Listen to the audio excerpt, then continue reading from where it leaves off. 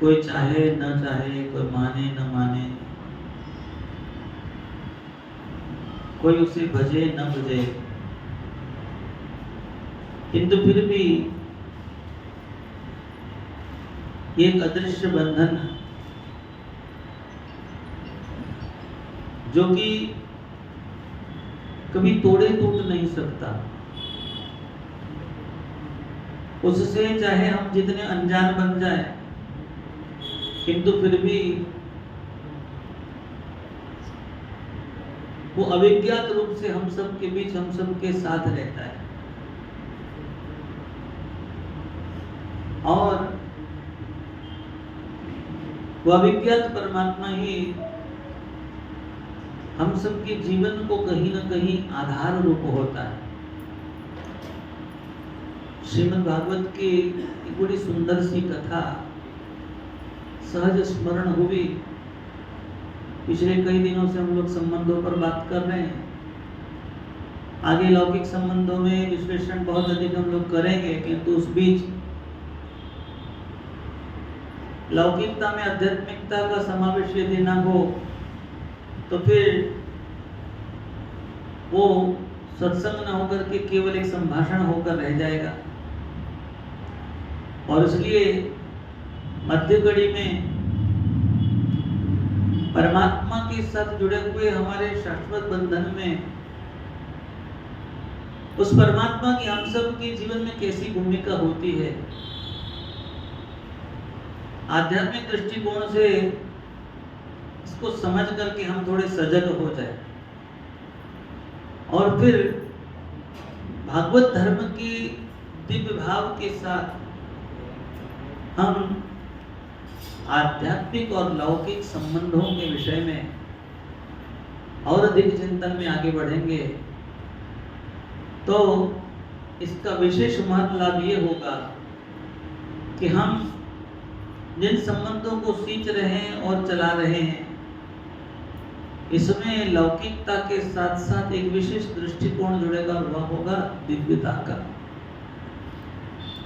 और इसलिए सभी संबंधों के केंद्र में रहा हुआ हमारा और हमारे परमात्मा का जो शाश्वत बंधन है, जो शाश्वत संबंध है, इसको मूलतः थोड़ा समझने का हम लोग प्रयास करें।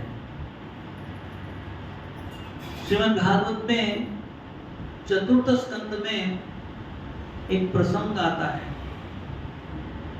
उस प्रसंग में कहते कि दक्ष प्रजापति के पुत्र पौत्र आदि परंपरागत नारद जी के संसर्ग में आते हैं और नारायण सरोवर पर नारद जी उन्हें अपने सत्संग के योग से भक्त बना देते हैं, उन्हें भगवान के दिव्य स्वरूप का ज्ञान और बोध प्रदान करते हैं, उनकी आत्मा का परमात्मा के साथ जो शाश्वत संबंध है उसका बोध कराते हैं।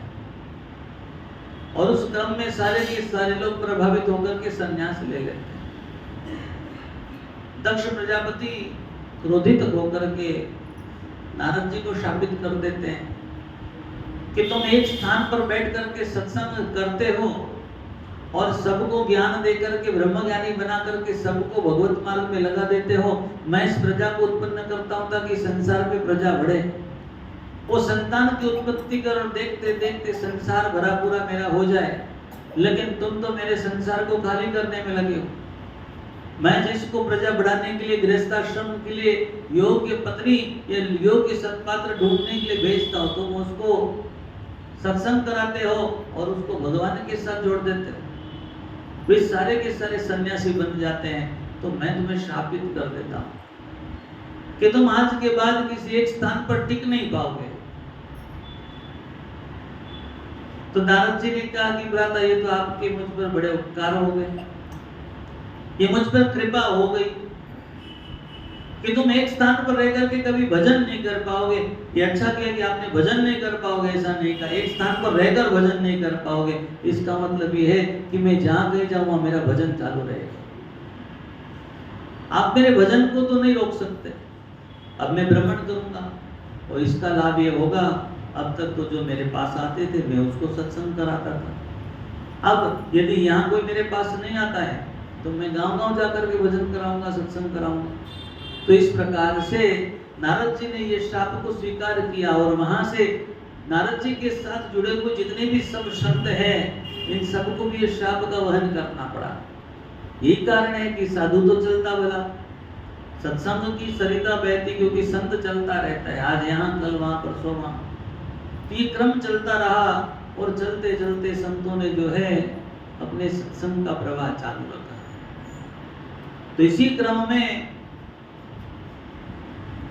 दक्ष प्रजापति की संतानों में प्रचेता हुए और प्रचेता के वंश में आगे चलकर के प्राचीन बरही नाम के एक राजा। राजा बड़े सदाचारी और भक्त थे, भगवान के उपासक थे, बड़े निष्ठावान थे। इनको सत्कर्म में बड़ी रुचि थी और सत्कर्म करने के योग से, महात्माओं के उपदेश से इन्होंने ये समझा कि यज्ञ करना चाहिए, यज्ञ करने से सबका कल्याण होता है, यज्ञ से बड़ी शक्ति उत्पन्न होती है, यज्ञ से बड़ी ऊर्जा जागृत होती है और उससे बहुत बड़ा पुण्य मिलता है। बड़े निष्काम भावी थे, तो वो क्या करते थे कि महायज्ञों का आयोजन करवाते और उन महायज्ञों का आयोजन करके जो भी पुण्य अर्जित होता वो सारा के सारा नारायण को अर्पण कर देते। नारायणायति समर्पया।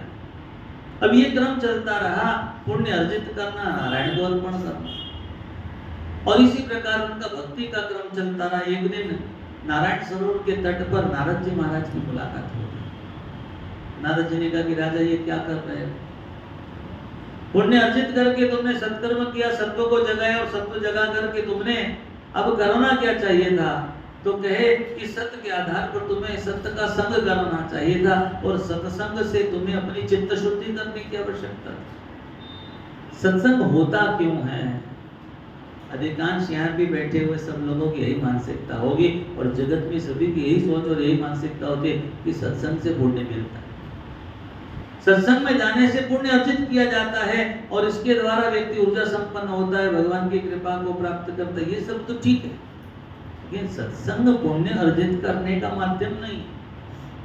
सत्संग में जो भगवान का नाम रटन होता है उससे पुण्य होता है, पाप कटता है, ये तो विदित है, लेकिन सत्संग केवल पुण्य अर्जित करने का कारण या माध्यम नहीं।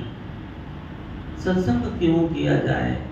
तो नारद जी का ये मत है कि सत्संग के योग से चित्त शुद्धि करने की आवश्यकता है। चित्त शुद्धि क्यों? क्या मैं तो इसकी आवश्यकता नहीं समझता? भक्ति यही है ना कि जो कुछ मिले वो नारायण को अर्पण कर दो, जो कुछ करे उसको नारायण को अर्पण कर दो। गीता में यही कहा कि या तो भगवान कहते कि तुम मेरे लिए कर्म करो या तो कर्म करके उसका फल मुझे अर्पण कर दो। तुम निष्काम हो जाओ, कर्म बंधन से तुम मुक्त हो जाओ, कर्म बंधन से तुम मुक्त हो जाए। लेकिन मुक्त होने के बाद भी आप लोगों को जाना कहां पड़ेगा? यदि संसार के सभी कर्म बंधनों से आप मुक्त हो जाते हो तो संसार में आपको रहने का कोई कारण नहीं है। जैसे सफर पूरा हो जाने के बाद में कोई रेलगाड़ी में या फ्लाइट में आपको बिठा कर नहीं रखता, कहता डेस्टिनेशन आ गया तो अभी यहाँ से आप उतरिए और अपने घर जाइए। ये सीधी बात है, सबको समझ में आती है। तो सफर पूरा होने के बाद गाड़ी में बैठने का कोई औचित्य नहीं और कोई बैठा करके रखता भी नहीं है, फिर वो चाहे ऑटो वाला हो चाहे फ्लाइट वाला हो। तो ऐसी स्थिति के अंदर में आपको आपके घर जाना होगा और जीवात्मा का घर क्या है? तो भगवान का घर वही जीवात्मा का घर है, तो उसको जाना पड़ेगा भगवान के धाम में, भगवान के लोक में, भगवान के समीप जाकर के उसको रहना पड़ेगा। नारद जी कहे कि चित्त शुद्धि नहीं होगी तो वहां टिक नहीं पाओगे। प्रयोग कर लिया, प्रयोग सफल हो गया, योग भी मिल गया और योग के बल पर परमात्मा के यानी योगेश्वर के समीप पहुंच गए, योगेश्वर के सानिध्य में पहुंच गए। देखिए बहुत अंदरूनी, बहुत सूक्ष्म चिंतन पर हम लोग चल रहे हैं। मूल बात को हम लोग ध्यान में लें कि इतना सब करके हम केवल पुण्य अर्जित करें और अर्पण करके परमात्मा की प्रसन्नता प्राप्त कर ले तो अंततः इसका फल क्या होगा? तो कि प्रसन्न होकर के परमात्मा आपको 4 प्रकार की मुक्ति भेंट में दे सकते हैं और वह है सालोक के, यानी भगवान आपको अपने लोक में प्रवेश दे देंगे, आपको एंट्री पास मिल रहे हैं। फिर है सामीप्य, भगवान आपको अपने नजदीक बिठा लेंगे। फिर तीसरा ही वस्तु है, और वह क्या है, तो कहते कि सायुज्य ने भगवान अपना ऐश्वर्य आपको दे देंगे कि जो मेरा सो तेरा। अब यहाँ भी आप लोग सफल हो गए। इससे परे चौथी मुक्ति का स्वरूप है कि भगवान सारूप्य, जैसा मैं हूँ वैसा तू भी दिखे। अब मुझ जैसा तू दिख जावे ये अलग बात है, लेकिन दिखने में और होने में बड़ा अंतर है। कोई किसी के जैसा दिख जावे, लेकिन बनने में बड़ा अंतर होता है। फिल्म में डुप्लीकेट रोल बहुत होते हैं, लेकिन पर्दे पर डुप्लीकेट भले ही दिखे, ओरिजिनल में वो डुप्लीकेट हो सकता नहीं। भगवान श्री कृष्ण के हयाती में, उनके कार्यकाल में, उनके अवतार काल के अंदर में ऐसे ही कुछ पात्र थे कि जिन्होंने अपने आप को वासुदेव घोषित कर दिया, मिथ्या वासुदेव बने फाउंडर। भगवान स्वामिनारायण के समय में भी ऐसे हुए जो अपने आप को ही भगवान का स्वरूप बताने लगे। अब ऐसी स्थिति में कदाचित देखने में सारूप्य प्राप्त हो गया, बंसी पकड़ ली, पीतांबर धारण कर लिया, वैजंती माला है, तिलक लगा हुआ है, घुंघराले केश है, माथे पर मयूर पंख लगा, सब कुछ बराबर है। कदाचित शंख चक्र गदा पद्म भी धारण कर लिया, लेकिन वासुदेव के गुण और भाव कहाँ से लावे? वासुदेव की बुद्धि और चेतना कहाँ से लावे? वासुदेव का सामर्थ्य कहाँ से लावे?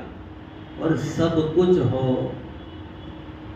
बुद्धि दी, भाव दिया, सब कुछ दिया, लेकिन उसके बाद भी वैसी समझ, ऐसे अंतर ज्ञान, ऐसा स्वभाव, वैसी करुणा वो कहाँ से लाए? और कदाचित वो सब कुछ भी मिल जाए, लेकिन वैसी दिव्य दृष्टि कि जगत का कल्याण कैसे हो। किसी को ऐश्वर्य मिल जाए तो व्यक्ति उसका अपने मन मुताबिक प्रयोग करने लगेगा। थोड़ी देर के लिए आप लोग ही सोच लीजिए, 10 मिनट के लिए आपको भगवान ने अपना पूरा ऐश्वर्य दे दिया, तो क्या करेंगे? उस ऐश्वर्य का प्रयोग करके कदाचित कुछ चमत्कार रचने लग जाएंगे, लेकिन हम ये नहीं देखेंगे कि इसके बाद में क्या होगा। इसके पहले जिसके प्रति हम लोग दयावान हो रहे हैं, करुणावान हो रहे हैं, वो कहां से आया है? उसके आगे या पीछे का इतिहास तो हमें कुछ पता ही होता नहीं। वास्तव में भगवान के होकर के रहना और भगवान जैसा बनना और भगवान जैसा दिखना और भगवान जैसा होना, इसमें बड़ा अंतर है। और इससे भी बड़े मूल बात है भगवान के होकर भगवान में लीन रहना, और लीन होकर के अखंड भगवानमय होकर के उसी परम धाम में भगवान के सुख को, अखंड सुख को प्राप्त करना, उस अखंड सुख को भोगना, उस अखंड सुख में मग्न रहना, मस्त रहना कि अब हमें इन चरणों से दूर जाने की न कभी इच्छा है, न कभी वासना है, न कभी विचार है और न कभी कोई संकल्पना है। अब तो हम यहीं पर बस चुके हैं। हम रचते हैं, हम बसते हैं, लेकिन सदा के लिए किसी एक स्थान पर बस नहीं पाते, क्योंकि हमारा मन वहां बसता नहीं, हमारे विचार विकार हमें वहां बसने नहीं देते। हम घर में तो टिकते नहीं। जो घर में होता है उसको बाहर जाने की घाई लगी होती है, और जो बाहर होता है सोचता है मुझे घर जाना है, मुझे घर जाना है। तीसरा होता है रविवार है, सुबह से लेकर के सांझ तक हम घर में हैं, तो हम लोगों को लगता है कि कब सांझ हो जाए, कब मैं सत्संग में चला जाऊं, और सत्संग में 10 मिनट लेट हो जाए तो मैं कब घर जाऊं। तो इस स्वभाव है, तो हम जहां हैं वहां बस ही नहीं सकते। लेकिन भगवान के यदि धाम में पहुंचा दिया जाए तो वहां तो बसना पड़ेगा, वहां तो टिकना पड़ेगा। स्वामी जी कहा करते थे कि भाद्रू वैकुंठ में टके नहीं। एक बंदर है ना, उसको वैकुंठ में भेज दो तो वो टिक नहीं सकता। राम जी ने प्रयोग किया, प्रभु राम जी ने सोचा कि वानरों ने मेरी बहुत सेवा की, तो चलो इन सबको विमान में बिठा करके मैं एक साथ में वैकुंठ में ले जाओ। तो प्रभु श्री रामचंद्र जी सदैव सभी भालू बंदरों को बिठा करके वैकुंठ ले चले गए। लेकिन वहां जाने के बाद हुआ क्या? कोई भी टिक नहीं पाया, सारे सारे धरती पर वापस आ। कैसे हुआ? तो क्या है कि एक बार सीता जी ने ऐसे ही वहां से पास से बड़े बड़े टोकरी में से फल उठाया और लेकर के प्रसन्न होकर किसी बंदर की तरफ फेंक दिया। तो उस फल को झेलने के बदले उसके हाथ से वो छूट गया, वो छूट करके जैसे नीचे गिरा तो बंदर जहां बैठा था वहां से उसने छलांग लगाए। अब बंदरों का स्वभाव ऐसा है कि एक कूदे तो दूसरा भी कूदे बिना रह नहीं सकता। अब वो कूदा है किसके पीछे? उस फल के पीछे, तो मैं भी कूदूं। अब देखिए खेल तो सारा फल का ही है, चाहे कर्मों के फल का हो चाहे खाने के फल का हो, लेकिन फल के पीछे हर कोई बंदर मचलता है और कूदता है। ये मन भी बंदर जैसा, फल की कामना करके हर कोई कूद पड़ता है। ठीक वैसे ही जैसे हम लोग यज्ञों में, अनुष्ठानों में, भीड़ों में जाते हैं और वहां जाकर के किसी एक ने आरती पकड़ी कि दूसरे लोग धक्का लगाते हैं कि लाओ मैं भी आरती को हाथ लगा दूं तो मुझे भी पुण्य मिल जाए। एक ने प्रसाद या पुष्प पा लिया तो दूसरा भीड़ लगाता, अरे भाई कुचल दिए जाओ, लेकिन वो पुण्य की अर्जित करते, फल की ही तो आशा है। और इस फल के चक्कर में एक बंदर कूदा, उसके पीछे दूसरा, फिर तीसरा, फिर चौथा, देखते देखते सारे बंदर कूदने लगे। अब वो फल था जो देखते देखते वहां से गिरता चला, वैकुंठ से सत्यलोक में गिरा, सत्यलोक से फिर नीचे तपलोक में, मर्तलोक में, जनलोक में, देखते देखते नीचे आने, और वो फल आते आते सीधा धरती पर आ गया। सारे बंदर कूदते कूदते सारे के सारे नीचे धरती पर पीछे पीछे आ गए कि अब उसको फल को पकड़ के ले आवे। और जब पलट कर देखा तो वैकुंठ तो पीछे छूट गया था। अब सारे के सारे नीचे आ गए, अकेले हनुमान जी रह गए।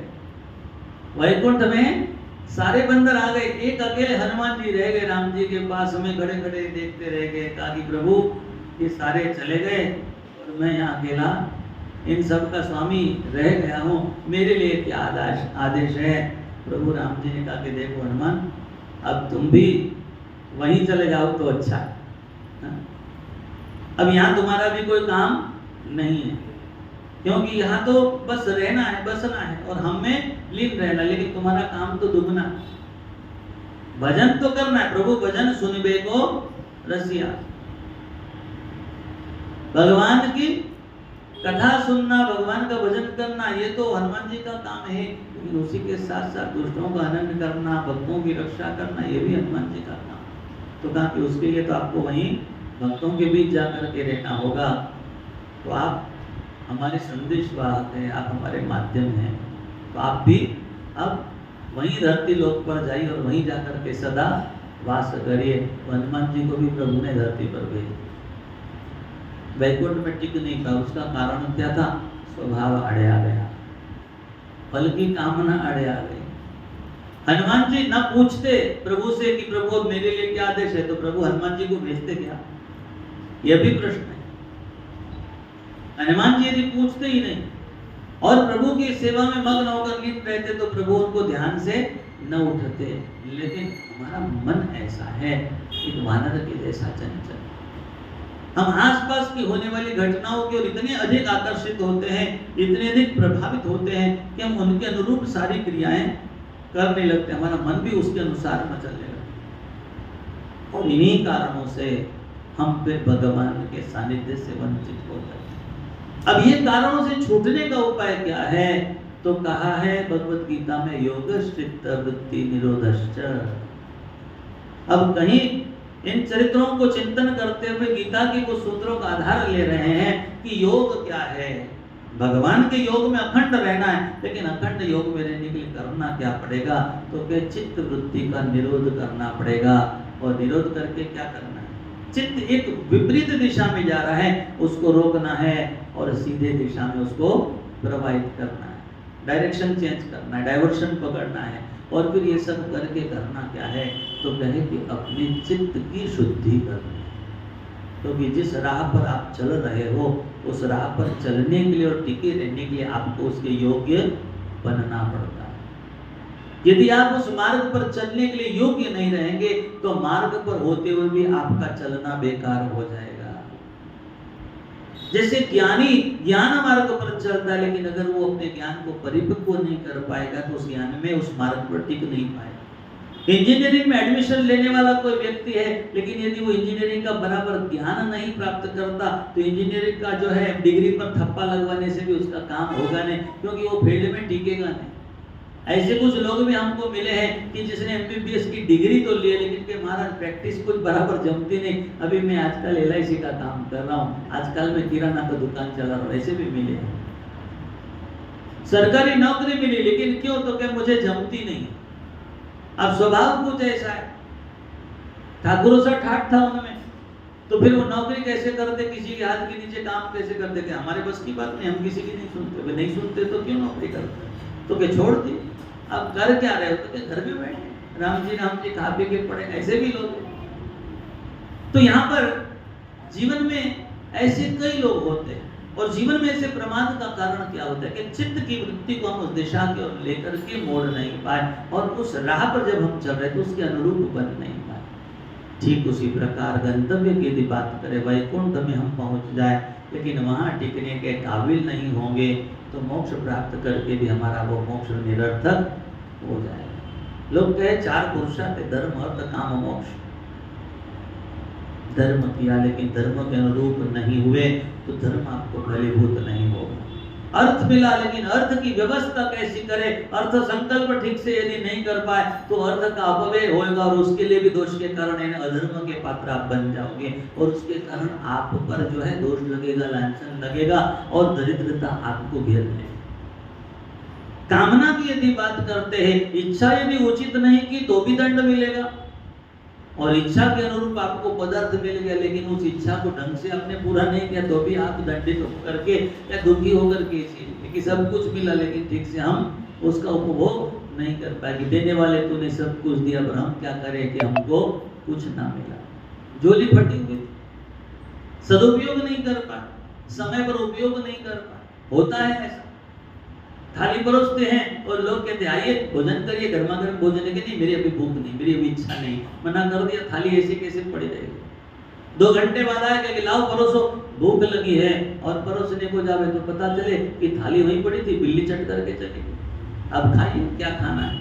भाग में ही नहीं, क्योंकि समय पर भोग स्वीकार नहीं किया हुआ है। अक्सर ऐसा हम लोग देखते कि जहाँ दांत होते हैं वहाँ चने नहीं होते, और जहाँ चने होते हैं वहाँ दांत नहीं होते, और चने और दांत दोनों साथ में होते लेकिन खाने वाला तैयार होता नहीं। विनियोग ठीक नहीं हो रहा है। इसका अर्थ यह है कि कामना की पूर्ति भी पुरुषार्थ करने के बाद व्यक्ति कर पाए, ये जरूरी नहीं है, क्योंकि वहां उसकी योग्यता, वहां उसकी बुद्धि, वहां उसकी चित्त वृत्ति स्थिर नहीं होती। अक्सर ये होता है, व्यक्ति अकेला है तो फरियाद करता है कि मुझे कोई साथ नहीं देता, जब कोई साथ होता है तो फिर उसके साथ ठीक से रहता नहीं। रह लिया लेकिन साथ रह करके भी उसका सुख आनंद होकर के लेता नहीं।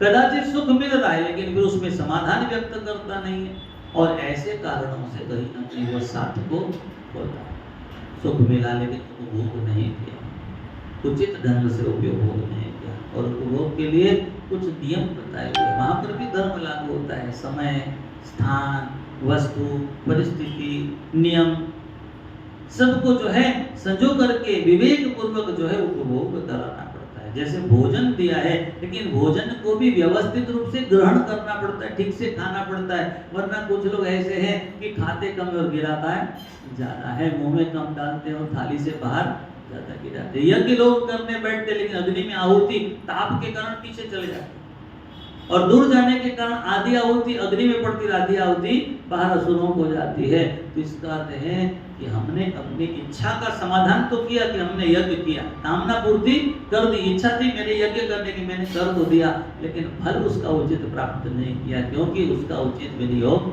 नहीं। ठीक उसी प्रकार मोक्ष की यदि बात करें तो व्यक्ति जीवन का नहीं जन्मों का पुरुषार्थ करके कदाचित मोक्ष प्राप्त कर ले, भगवत कृपा को प्राप्त कर ले, कदाचित वो वैकुंठ भी पहुंच जाए, लेकिन चित्त की यदि शुद्धि न हो और परमात्मा के साथ चित्त वृत्ति एकाकार अखंड वृत्ति से ना जुड़े तो फिर उसका वो मोक्ष भी बेकार हो जाता है। अब तक आप लोगों ने बहुत प्रवचन सुने होंगे, लेकिन इस तरह पर कभी चिंतन नहीं किया होगा कि मोक्ष भी बेकार हो सकता है। ये कैसे संभव है? तो कहते कि स्वभाव दोष तो व्यक्ति को सब जगह लागू होता है, यदि वो स्वभाव समाप्त न हो जाए, निर्मूल न हो जाए, वहां पर भी वो लागू होता है। उदाहरण सबसे बड़ा, श्री दामा जी गए गोलोक में नारद जी के साथ में, भगवान के साथ गए और मां राधा जी के साथ में उनके स्वभाव को लेकर के जो है विवाद हो गया। राधा जी और श्री दामा जी दोनों ने एक दूसरे को शाप दे दिया, दोनों गोलोक से पतन करके धरती पर आ गए। भगवान के वैकुंठ के द्वार पर जय और विजय का दृष्टांत हम लोग देखते। सनकादिक जैसे ऋषि वहां पर पहुंचे, जय और विजय को पतन हुआ तो भगवान के पार्षद होकर भी उनको 3 जन्म असुरों के लेने पड़े। मुक्त है, लेकिन मुक्त भी अब फिर बंधन में आ रहा है, और उसका कारण केवल है चित्त शुद्धि नहीं है। तो सत्संग का सबसे बड़ा फल यदि कहेंगे तो यही है कि सत्संग के द्वारा अपने चित्त की शुद्धि करें, और यहीं से आपका जो है योग सिद्ध होगा बिना चित्त वृत्ति के। तो सत्संग सबसे पहला करता यह है कि आपकी इधर उधर भटकने वाली वृत्तियों को रोकता है। जो चिंतन हो रहा है, जो भाव प्रस्तुत हो रहा है, उसमें आप जब प्रवेश करते हैं तो आपको सत्य का दर्शन होने लगता है। बोल भले ही हम रहे हैं, लेकिन सुनने के बाद आपकी बुद्धि और आपका अंतर्मन इस पर विचार करने जरूर लगता है, और विचार करते करते आपके भीतर से एक आवाज आती है कि हाँ, बात तो ठीक कह रहे हैं। चाहे ना चाहे, लेकिन हमारी अंतरात्मा इस सत्य को स्वीकार कर लेती है, और इस विकृति के साथ साथ हम लोग को सत्य के संग में रहने लगते हैं। यही सत्संग। आप हमारे साथ बैठे, हम आपके साथ बैठे, ये सत्संग नहीं है। परमात्मा के सत्य तत्व का आपको जो है कहीं ना कहीं अनुभव, और अनुभव के साथ स्वीकृति और स्वीकृति के साथ साक्षात्कार होने लगता है, ये सत्संग। और इसी के योग से जब ये चिंतन बार बार होने लगता है, हम बार बार इन विषयों पर भाव प्रकट करने लगते हैं और उन भावों में रखने लगते हैं, इसके द्वारा जैसे कहते हैं कि पानी का प्रवाह चलता रहे, साबुन भी मल दिया जाए, धीरे धीरे हाथ भी रगड़ दिए जाए, और उसको बार बार यदि पानी में खंगाला जाए तो वस्त्र सफा हो ही जाता है, उसका मैल निकल ही जाता है। ठीक उसी प्रकार बार बार हम लोग ऐसे सत्संग के योग में जब आते हैं तो सत्य के योग में आकर के इसका संग करते करते हमारी चित्त जो है वो शुद्ध आवश्यक होता है, अंतर्मन पवित्र होता है। इसलिए सत्संग में आना जरूरी है, और नियमित सत्संग में आना जरूरी है, क्योंकि एक बात आज मिली कल को दूसरी मिलेगी, दोनों का आपस में जोड़। कि जैसे पाठ्यक्रम होता है, विद्यार्थी 4 दिन नहीं जाएगा, 4 लेक्चर उसके छूट जाएंगे। आज उसको लगेगा कि क्या बात है, गए तो गए 4 दिन, मास्टर जी बड़बड़ा करके गए, मेरे कम सुनना पड़ा, कान कम पकाने पड़े, और आगे जो है देखा जाएगा। लेकिन जब वो परीक्षा में बैठता है तब उसको इस बात का बोध होता है कि वो जो 4 लेक्चर मैंने अटेंड नहीं किए उसमें के 4 सवाल यहाँ पर आ गए, अब क्या करें। यदि मैं उस दिन उपस्थित होता, थोड़े कान पका लिए होते, तो शायद ये 4 सवालों को मैं छुड़ा लेता और अच्छे नंबर से पास हो जाता। ये 4 नंबर ही मेरे लिए धोखा कर गए। व्यक्ति वहीं पर जो है दम खा जाता है, पिछड़ जाता है। और इसलिए कहा है कि सत्संगति मृदु मंगल मूला। तुलसीदास जी लिखते हैं कि सत्संगति मृदु मंगल मूला, सोई फल सिद्धि सब साधन फूला। सभी साधनों का जो है प्रफुल्लित फल यहाँ पर प्राप्त हो रहा है। मूल वस्तु इस सत्संग के योग से प्राप्त हो। इसलिए हम भजन करें, कीर्तन करें, आरती करें, पूजा करें, स्वाध्याय करें, बाकी कितने ही साधन करें, यज्ञ याग करें, योग ध्यान करें, लेकिन फिर भी सत्संग की बराबरी में कुछ भी नहीं आ सकता। तो वही बात नारद जी महाराज ने प्रदान की, और प्राचीन बड़े राजा से बड़ी स्पष्ट बात कही कि चित्त शुद्धि हुए बिना तुम्हारा ये जितना भी पुण्य अर्जित करके तुम नारायण को अर्पण कर रहे हो, ये सब कुछ निष्फल हो जाएगा। तुम्हारी जीव दशा नहीं बदलेगी, बाहर से तुम्हारी दशा बदल जाएगी, नारायण कृपा करके तुमको सब कुछ अच्छा अच्छा दे दें, लेकिन नारायण को पाकर भी तुम नारायण के नहीं हो सकोगे। और कदाचित तुम नारायण के हो भी गए तो नारायण सदा के लिए तुम्हारे नहीं हो पाए। तो कई लोग कहते कि नहीं, भगवान को हम अपना बना लेंगे, उसके लिए हमको करना क्या है। तो केवल अधिकार जताने से भगवान किसी का हो जाता नहीं। पटरानियों में भी ऐसी होड़ लगी थी, सबको लगा कि रुक्मिणी ने पहले ब्याह कर लिया और कृष्ण जो है वो रुक्मिणी के हो गए, मोहर लगी हुई। तो सत्यभामा को नारद जी ने चाबी चढ़ा दी, ताकि केवल रुक्मिणी के हैं, आप तो केवल नाम की है।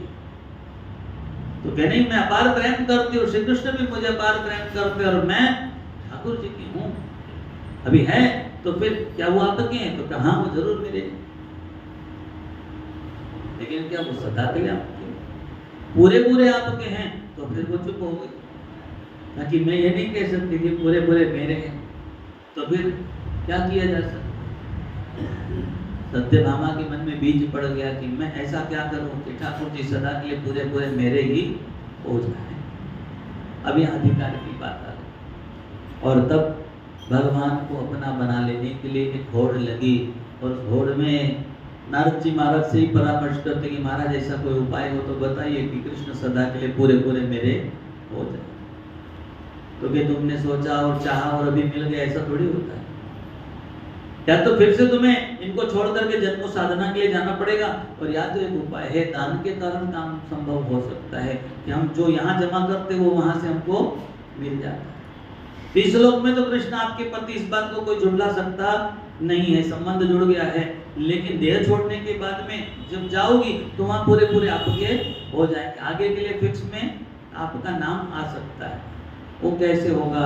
तो कहे कि आपको इस समय श्री कृष्ण को दान में देना पड़ेगा। अभी दे दो, जमा करा दो फिक्स डिपॉजिट में, आगे फिर वो ब्याज समेत पूरा पूरा आपको मिलेगा। बोलेपन में मन में जो भाव आ गया तो सत्यभामा ने नारद जी को कहा कि बात तो ठीक कह रहे हो, और स्वीकृति प्रदान कर दी। नारद जी को पूछते फिर दान किसको दोगे? माता मैं आपको नहीं दिखाई देता, मैं तो फिर नारायण का भगत भी हूँ, प्रभु को बहुत चाहता भी हूँ, आपकी कन्हैया को कोई तकलीफ नहीं होने दूंगा।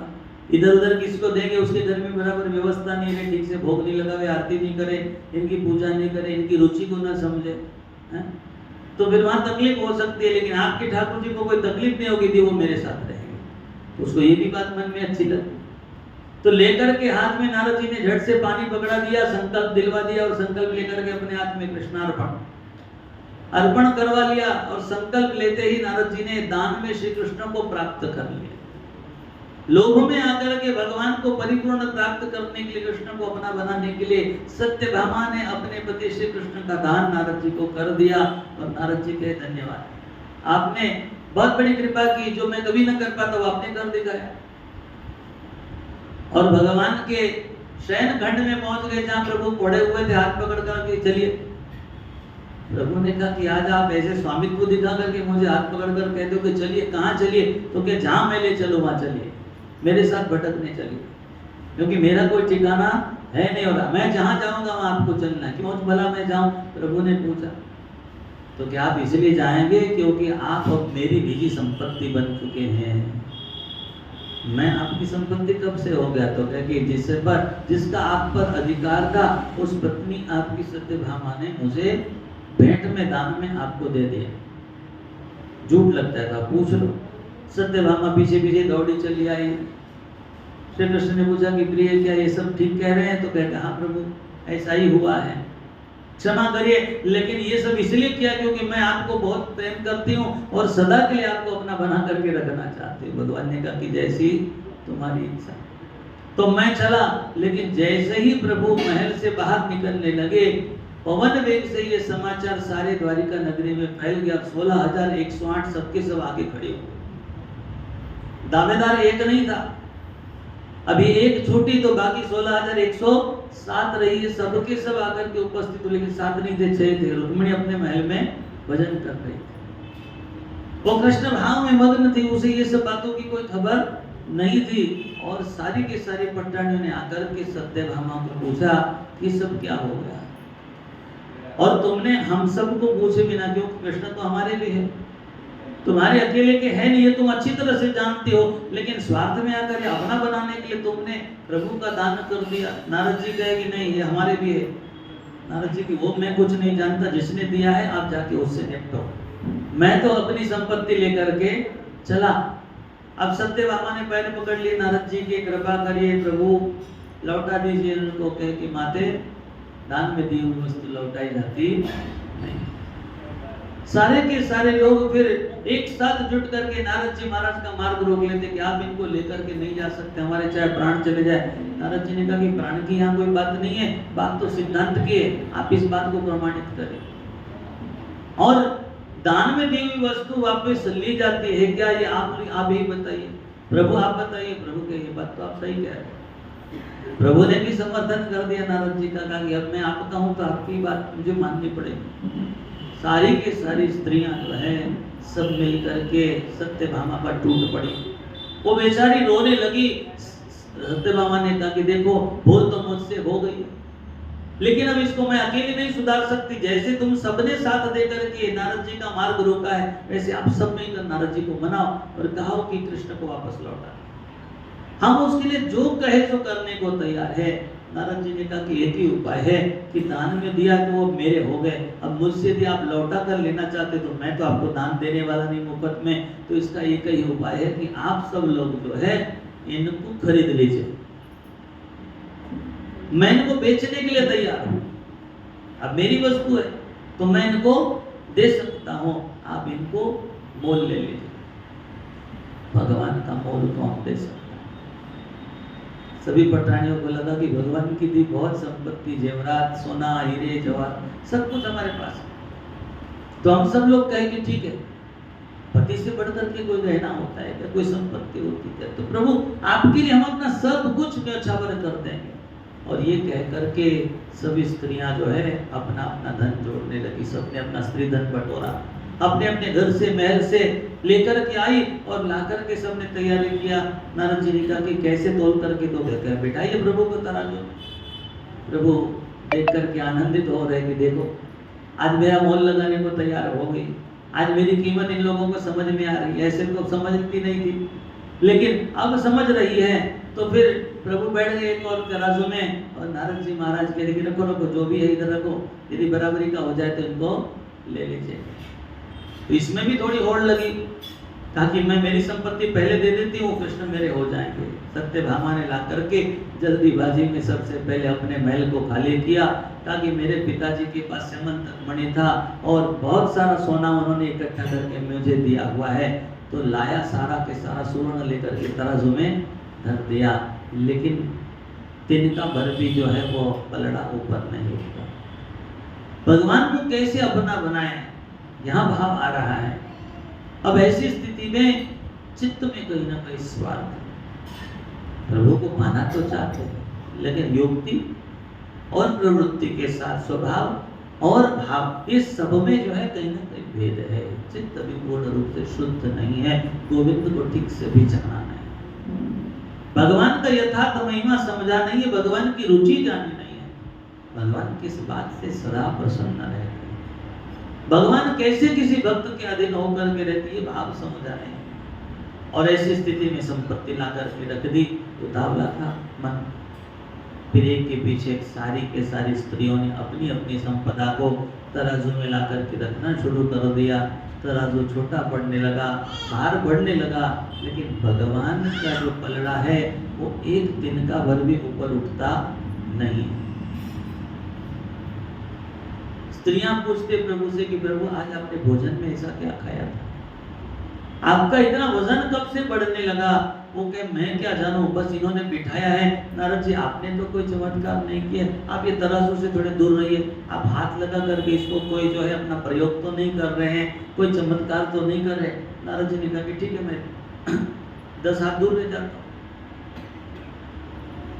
सारे प्रयोग हो चुके, अंत में सभी की सभी द्वारिका की स्त्रियां हार चुकी थी।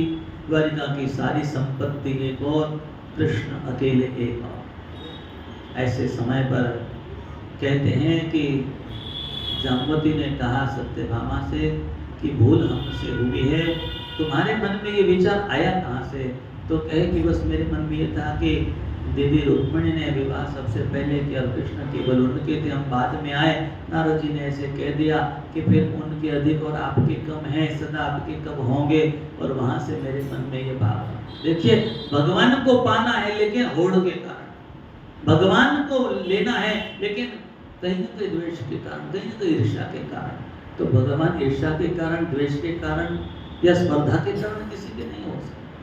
भगवान को यदि पाना है तो उसमें भगवत भाव होना चाहिए।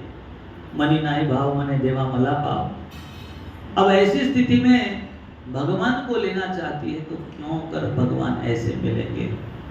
फिर तो अंत में रुक्मिणी का आह्वान किया सभी ने मिलकर के और कहा कि आप ही कोई सहायता करें।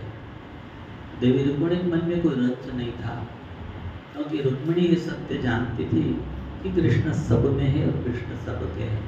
और सबके होकर भी कृष्ण सदा मेरे हैं। इसलिए इस होड़ में, इस स्पर्धा में मुझे पढ़ने की जरूरत ही नहीं है। आप लोगों का किया है, आप लोग देखें, मुझे क्यों कह रही हो? कृष्ण तो मेरे हैं और सदा रहेंगे। मैं इस बात के लिए कहीं भयभीत या चिंतित नहीं हूँ। लेकिन फिर भी अब विषय आ गया मान का, आप चलिए दीदी कुछ करिए। देवी रुक्मिणी को, लक्ष्मी जी को बुलाया गया है। उन्होंने सोचा कि आज जिस तरह से द्वारिका की सारी संपदा एक ओर रखी गई है और दूसरी ओर कृष्ण अकेले बैठे हुए हैं, कदाचित मैं स्वयं महालक्ष्मी खुद भी इस तराजू पर बैठ जाऊं तो भी कन्हैया का ये पलड़ा ऊपर उठने वाला नहीं। इसका अर्थ है कि धन संपदा से नहीं, अपने आप को समर्पित कर देने से भी केवल नहीं होगा कि देह से मैं नहीं, या तन से नहीं, या मन से नहीं, और या धन से नहीं, या तो केवल शरणागति से कृष्ण मेरे अपने हो सकते हैं। हम लोग कहते कि मैंने तन दे दिया, मन दे दिया, धन दे दिया, फिर भी भगवान मेरे नहीं हुए। तो तन मन धन देने के बाद भी चित्त शुद्ध होकर के भगवान को समर्पित हो जाए, शरणागत हो जाए। प्रभु सब कुछ देने के बाद भी कुछ नहीं दिया मैंने आपको, मैं आपको कुछ देने के लिए योग्य या पात्र ही नहीं हूँ, और इसलिए मैं तो केवल आपकी शरण लेता हूँ। न मैं आपसे कुछ लेता हूँ, न मैं आपको कुछ देता हूँ। मैं तो अपने चित्त को शुद्ध करके, शुद्ध भाव से आपकी शरणागति ग्रहण करता हूँ। मैं अपने चरणों में, आपके चरणों में आश्रय ग्रहण करता हूँ। और इस प्रकार से विश्वास रख करके कि गोविंद आप मेरे हैं, देवी रुक्मिणी ने संकल्प किया। चित्त शुद्ध भाव से उन्होंने तुलसी का दल उठाया और कहा कि मन कर्म वचन यदि मैं सदा सदा के लिए आपकी हूँ, और मैंने शुद्ध भाव से केवल और केवल आपको ही भजा और आपको ही चाहा है। जीवन में अन्य कोई इष्ट नहीं, अन्य कोई आराध्य नहीं, अन्य कोई उपासना नहीं, अन्य कोई भाव नहीं, केवल आप ही आपको मैंने अपना सर्वस्व माना है। तो शरणागति के रूप में मैं तुलसी का ये दल आपके चरणों में अर्पण करती हूँ, कृपा करके लाज रख लीजिए। अभी ये भी नहीं कहा कि आप अपना वजन हल्का कर लीजिए, कहा कि आप लाज रख लीजिए, क्योंकि ये लाज रखना, ये मेरी बात रखना, ये मेरी प्रार्थना रखना, या मुझे शरण में लेना ले लेना, ये निर्णय भी आपका ही है। स्वामी का कोई स्वामी हो नहीं सकता, और इसलिए वहां विनती करते हुए भी सावधान रहना पड़ता है। तो रुक्मिणी ने अंत में शरणागति स्वीकार करके तुलसी का दल, और तुलसी का दल ही क्यों, पूर्ण पवित्र था। चित्त जितना शुद्ध है उतना तुलसी दल शुद्ध है, या तुलसी दल जितना शुद्ध है उतना ही पवित्र हमारा चित्त होना चाहिए। यहाँ साम्य था, और इस साम्य भाव के साथ में चित्त के रूप में तुलसी का दल जैसे ही रख दिया कृष्णार्पण करके, भगवान का पलड़ा ऊपर हो गया और भगवान तोल दिए गए। फिर बात वही हुई, प्रामाणिक यही हुआ कि रुक्मिणी के देने से यदि भगवान तोल लिए गए तो फिर भगवान किसके हुए, रुक्मिणी के हुए। जहाँ से बात शुरू हुई थी वहीं आकर के पहुंची।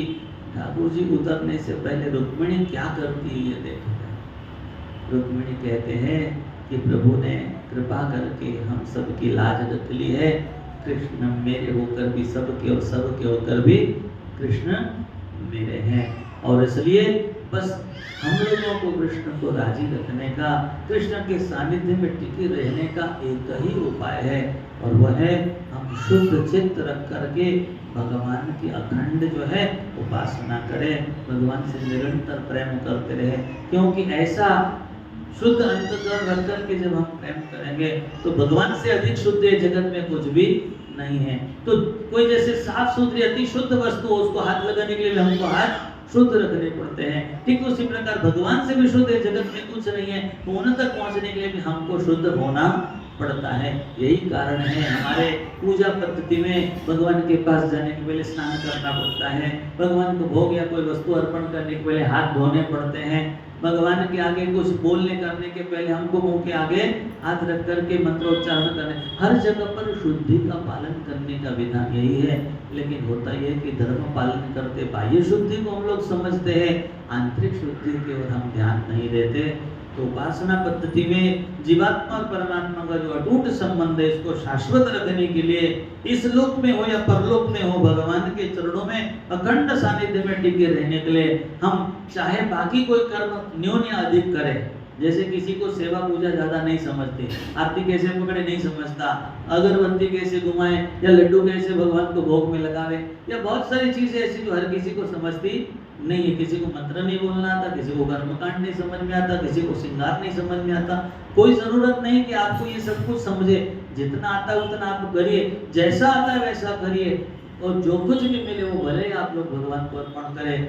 आप कुछ करें कुछ ना करें, लेकिन इतना है कि यदि मन से करें तब भी, वाणी से करें तब भी, आपकी क्रिया से आप करें तब भी, तन से, मन से और धन से, तन मन धन हो या मन कर्म वचन हो, इन तीनों ही भावों में हमको इतना जरूर ध्यान रखना है कि कुछ करे कुछ ना करे, लेकिन भगवान को शुद्ध अंतकरण से, शुद्ध चित्त से प्रेम जरूर करे, और अपना प्रेम भाव भगवान के प्रति व्यक्त करके भगवान के प्रेम के पात्र बने रहे। यदि ये बना रहेगा तो कहते हैं ना कि कोई हमारा प्रिय व्यक्ति जैसे सुदामा जैसा हो, भगवान के लिए कुछ भी नहीं लावे, तो भी सुदामा का जो प्रेम था भगवान के प्रति, उसके कारण भगवान का प्रेम सुदामा के साथ में बरस पड़ा, और इसके कारण परस्पर कृष्ण और सुदामा द्वारिका में एक स्थान पर हो गए। ठीक उसी प्रकार यदि ये प्रेम निरंतर होगा तो हम इस लोक में भी भगवान के साथ होंगे और भगवान हमारे साथ होंगे, और ये निरंतर प्रेम और शुद्ध भाव रहेगा तो परलोक में, भगवान के वैकुंठ में, परम धाम में भी हम लोग टिक पाएंगे, वो हमारे साथ और हम उनके साथ रह करके वो निरंतर सुख भगवान के चरणों का सानिध्य का प्राप्त कर पाएंगे। तो इस शाश्वत संबंध के लिए चित्त शुद्धि और शुद्ध चित्त के द्वारा, शुद्ध अंतकरण के द्वारा भगवत प्रेम को साकार करना, यह एक सबसे बड़ी उपलब्धि है। यही श्रीमद् भागवत का संपूर्ण सार विषय है। बहुत अलग अलग प्रसंगों के द्वारा, अलग अलग भावों के द्वारा शुद्ध भाव को जो है प्रकट करने का, और इस शुद्ध पराभक्ति को, भक्ति और पराभक्ति दोनों में ये अंतर है जिसका यहाँ पर हमने उल्लेख किया है। इस विषय पर और भी चिंतन करेंगे। प्राचीन बरी के साथ नारद जी का जो संवाद था उसका सिर्फ पहला चरण का हमने यहाँ उद्घाटन किया है। आगे इसका पूरा प्रसंग है जिसको विस्तार से सुनकर चित्त शुद्धि कैसे होती है इसका हम लोग वर्णन सुनेंगे। जीवात्मा के साथ परमात्मा कैसे रहता है और कैसे चित्त शुद्धि में परमात्मा स्वयं जीवात्मा की सहायता करता है, इस युक्ति भक्ति पर जो है हम लोग आगे चिंतन करेंगे। इसी के साथ आज के इस विषय से भगवान के श्री चरणों में हमारे चित्त वृत्ति स्थिर हो और इधर उधर भटकते हुए हमारे चित्त को चिंतन मिले परमात्मा के सत्संग के योग से, बल बुद्धि शक्ति और योग ऐसा प्राप्त हो, और भगवान योगेश्वर की अनंत कृपा और प्रेम हम सब लोगों को प्राप्त हो और हम लोग उसमें रम सके, ऐसा कल्याणकारी भाव हम सब में दृढ़ हो। यही श्री चरणों में प्रार्थना। गोपाल कृष्ण भगवान की जय।